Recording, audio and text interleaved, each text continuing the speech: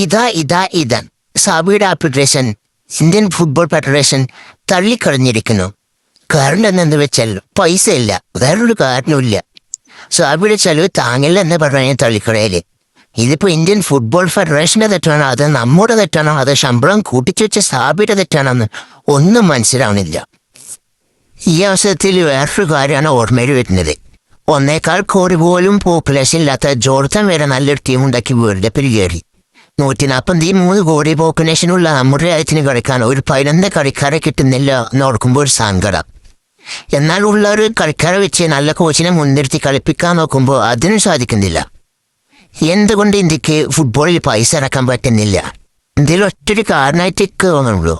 കേരളത്തിൽ മാത്രമുള്ള ഈ ഫുട്ബോളിന് ഇത്ര പ്രാധാന്യം കൊടുക്കുന്നത്. മറ്റു സംസ്ഥാനങ്ങൾക്ക് പോയ ക്രിക്കറ്റാണ്. ക്രിക്കറ്റിന് ഒരു കാരണവശാലും ഞാൻ ഇതിലെ കുറ്റം പറയല്ല.